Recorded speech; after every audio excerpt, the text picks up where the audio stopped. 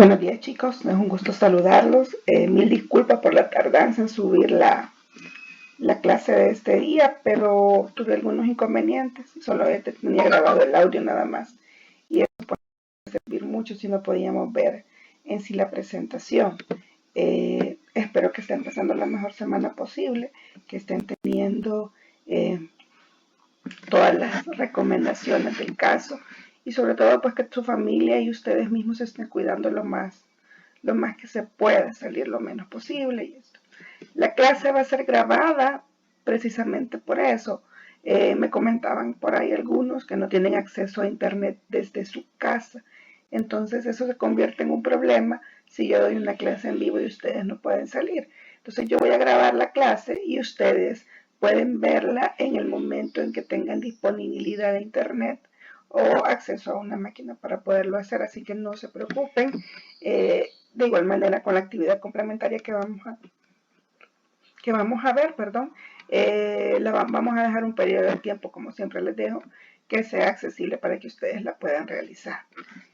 En primer lugar, en teoría tendríamos examen.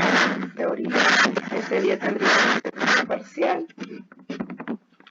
Y yo me imagino que ustedes ya se fijaron que el segundo parcial ha sido modificada la fecha.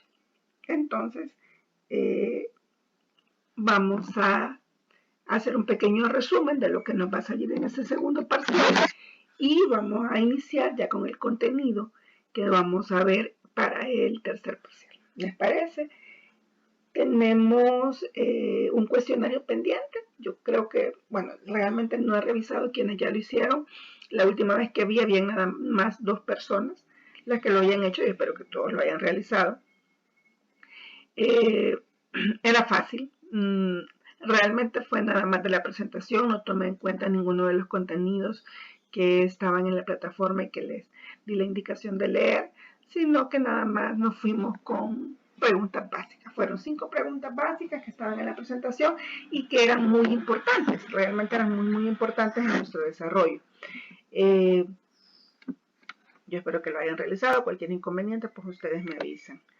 De ahí tenemos acá, vamos a ver, que era lo que nos iba a salir. A partir de, perdón,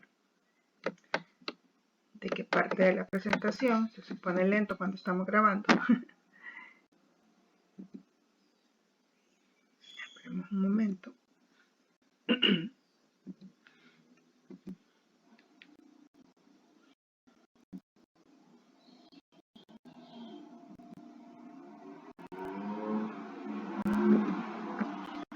Sí, se nos puso lento. Pero aquí vamos a ir despacito porque si no, aquí, una más. Aquí tenemos.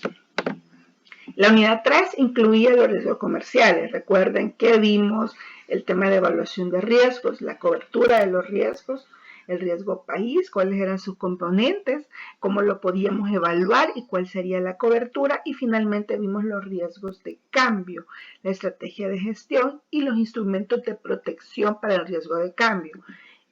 Lo vamos a ir viendo despacito porque realmente no, cuando la máquina está grabando se pone un poquito lenta, así que no. Vamos a tener un poco de paciencia, como que estuviéramos en la clase. Si ustedes pueden ver, estábamos hablando de los tipos de riesgo. Vimos aproximadamente 12 tipos de riesgo diferentes.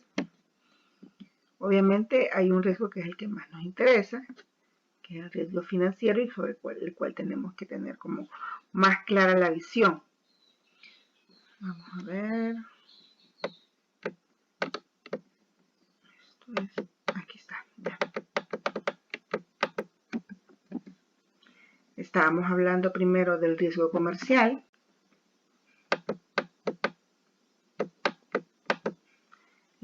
Como les decía, de los tipos de riesgo, hablábamos de un riesgo competitivo, de un riesgo económico, hablábamos de un riesgo operacional, de un riesgo de cumplimiento, que creo que nos quedó clarísimo cómo funcionaban cada uno, de un riesgo de estrategia, de un riesgo de reputación también, que ustedes me dieron ejemplos muy claros de cómo pudiese esto afectar.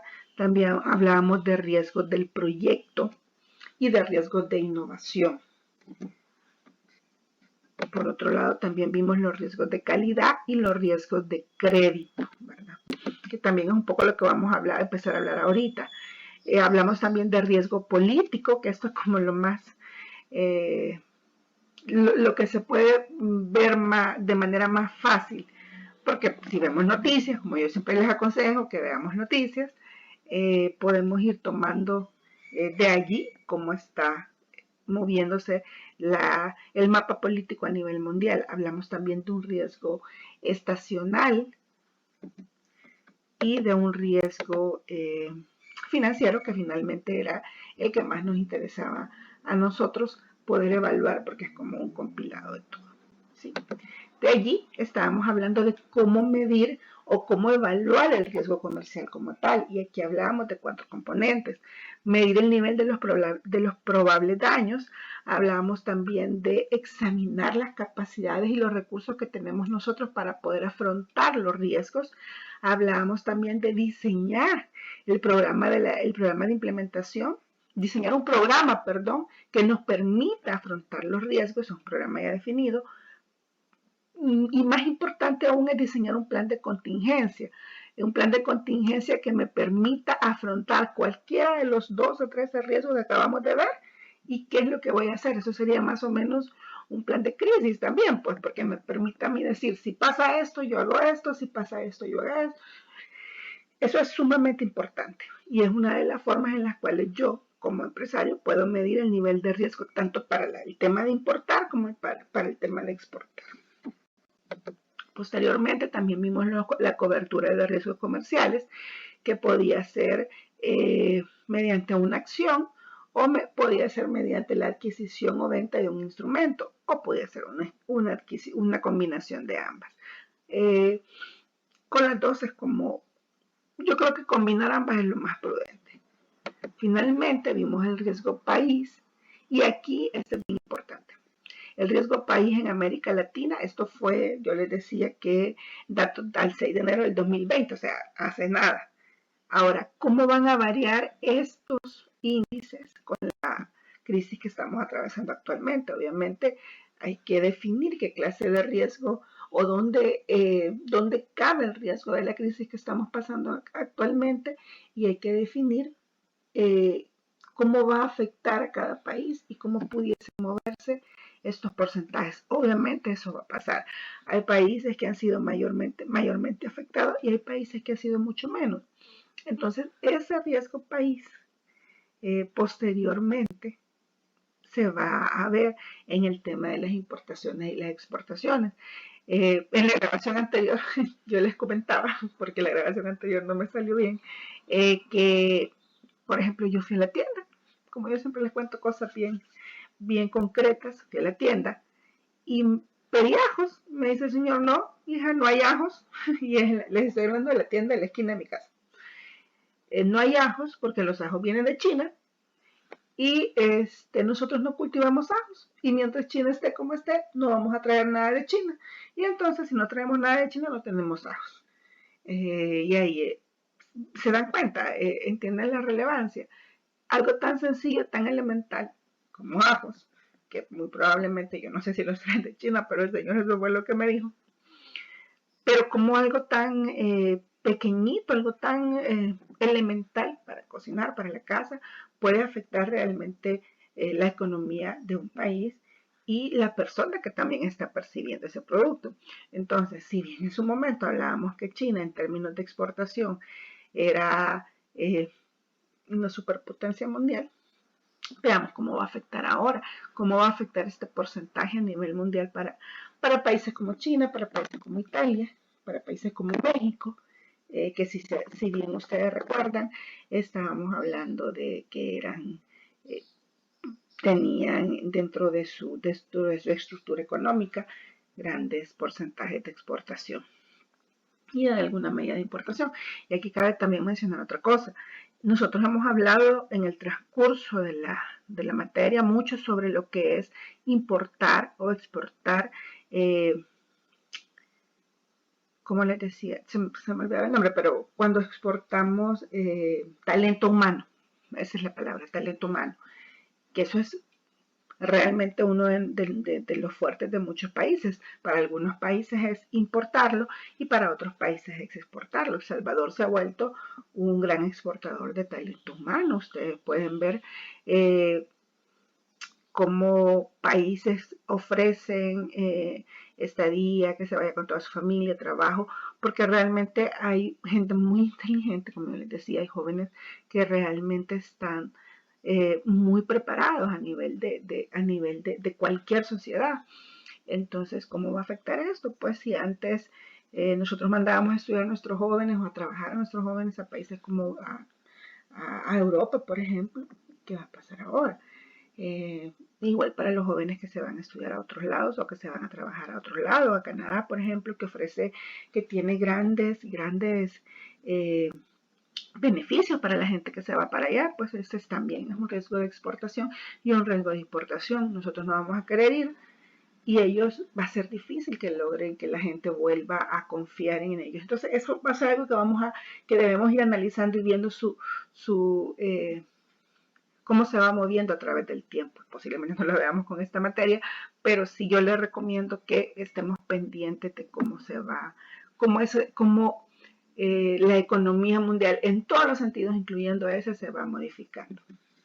De ahí teníamos también los componentes de riesgo país, que esto es un documento que ustedes tienen en su plataforma. Hablábamos de los riesgos de cambio y hablábamos de las estrategias de riesgos de cambio, ¿verdad? Finalmente, los riesgos de cambio, cuáles son los instrumentos de protección. Y aquí hablábamos de acciones, hablábamos de futuras opciones y productos derivados, hablábamos de bonos y préstamos, hablábamos de monedas, de fondos y de seguros.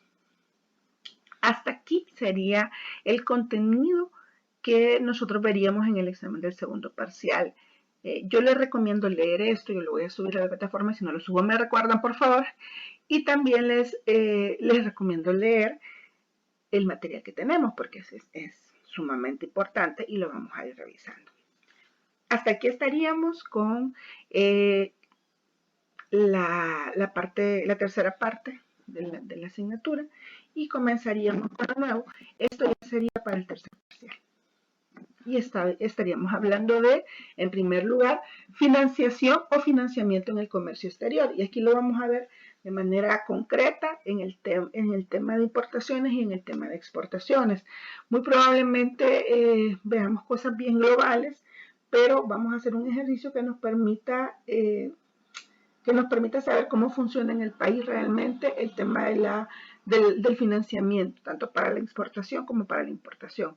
En primer lugar, necesito que entendamos en qué consiste o qué es financiamiento. La palabra financiamiento o financiación, ambas están bien dichas, ambas están correctas, ambas están bien pronunciadas. No es nada más, el financiamiento no es nada más que el proceso a través del cual yo logro viabilizar o materializar o poner a trabajar y mantener trabajando un negocio, un proyecto o un emprendimiento mediante la asignación de recursos capitales, dinero o crédito para el mismo. ¿Sí? Es el dinero, el proceso que yo necesito para poner en marcha un proyecto. Eso no es nada, realmente es un concepto bastante sencillo, bastante concreto, que nos permite, en primer lugar, establecer de qué es lo que estamos hablando ahorita.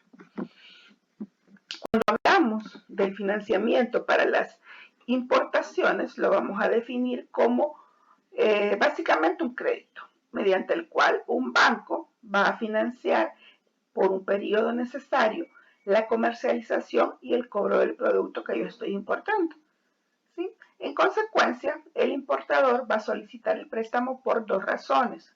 El financiamiento por dos razones. Porque yo puedo necesitar financiamiento. En primer lugar, yo puedo necesitar financiamiento porque carezco de fondos para pagar el contado. Simple y sencillamente no tengo los fondos para poderlo hacer. Y para ningún empresario eso debe ser un obstáculo para poder trabajar. Acuérdense que en algún punto nosotros hablamos del récord crediticio y la importancia que como empresarios, como emprendedores,